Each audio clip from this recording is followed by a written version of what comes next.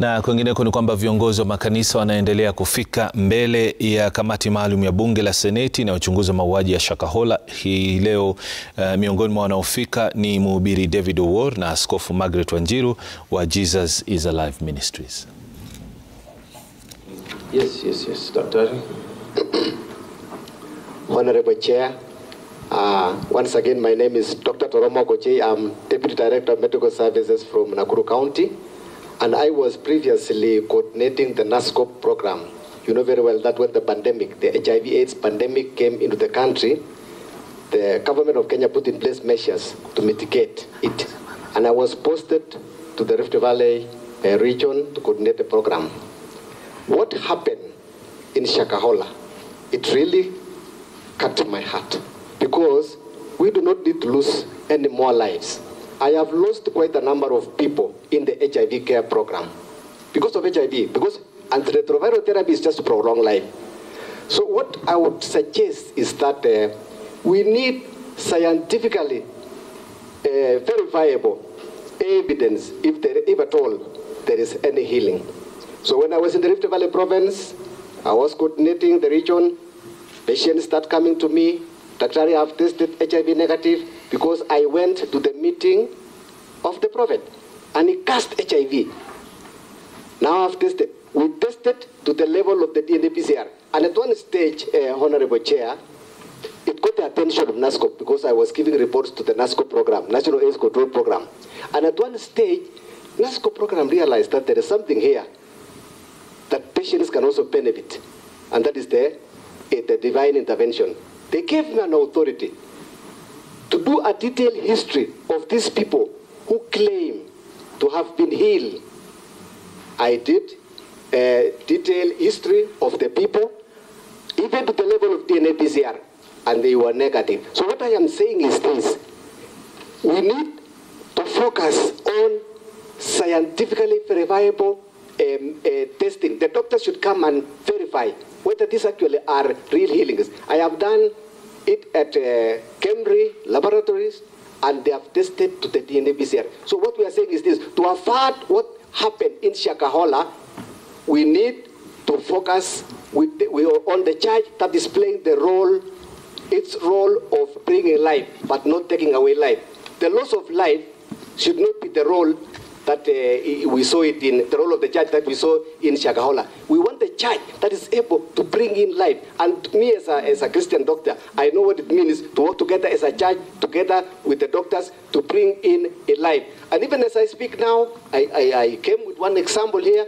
Samson Pugi, for example, who is here, and the HIV positive. We have tested, and we are testing every year to see what is the outcome, because NASCOP told me to follow up on these cases. So when this new phenomenon came, many people have been relieved of trouble. You know what HIV can do. And I want to believe that also, when we focus on this scientifically verified evidence of healing, we will be able to benefit as a nation also, because we are spending a lot of drug money. Even some we are getting from donors organizations outside. So we need to focus on where there is evidence that we can really benefit. Not people, because when the people went to die in Shakahola, they were actually looking for healing. Maybe they were looking for HIV/AIDS healing, but they were not. They were going to places where there was no scientifically proven evidence. So thank you, Doctor. Sure. May I recognize the presence of the Honorable Senator Maina. Please put yourself on record. Good morning to all our guests who are visiting today. My name is Veronica Maina, nominated Senator UDA. Welcome to this meeting. Thank you, Senator. Council, yes, Senator. Thank you, Chair. I want to know if in this annexure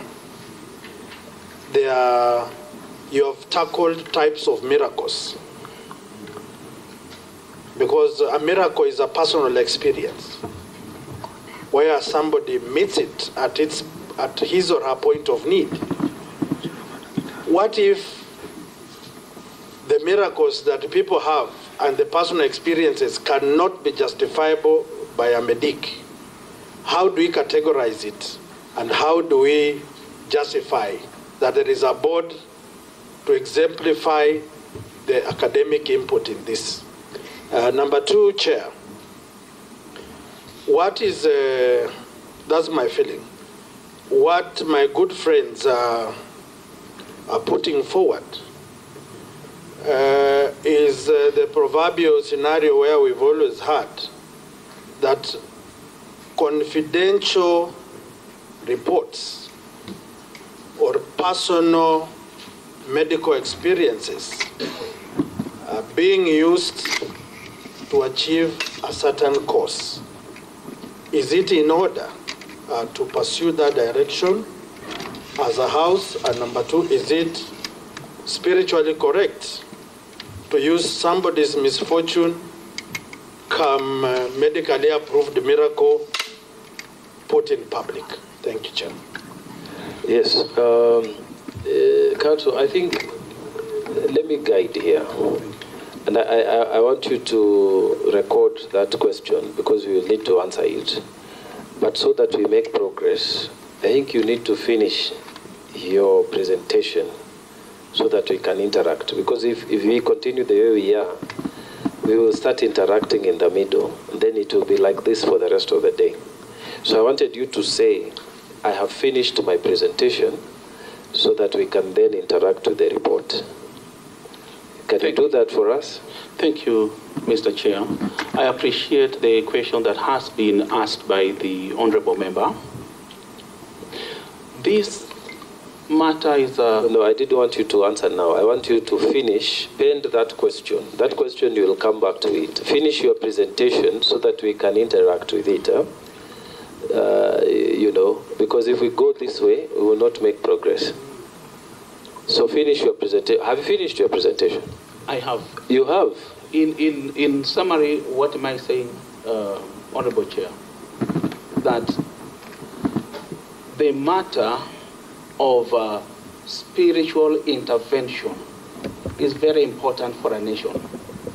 We have lost lives, and that is why we are seated here today. Number two, on the other side, there are solutions that the state, no government, has a way to those solutions except the church. You are Honorable Chair. So, what am I saying in brief? That yes, the church in Kenya, I'm talking generally as a church, is a solution today. And what we saw in Shakahola through Paul Mackenzie Good News International Church, that is not the church that should make us sit here today. Yes, Mr. Chair. So thank you very much, Council. So first of all, the committee appreciates a very well organized, very well researched presentation.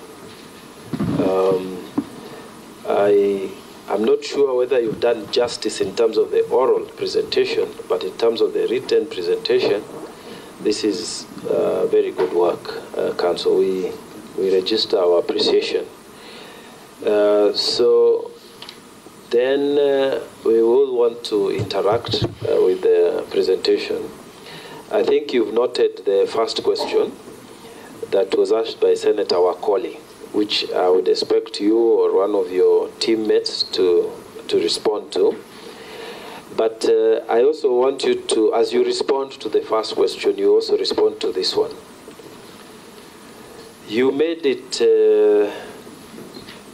very clear that in your submissions, there are sufficient laws in the country, and we don't need any new laws to deal with Shakahola or any future cases such as that.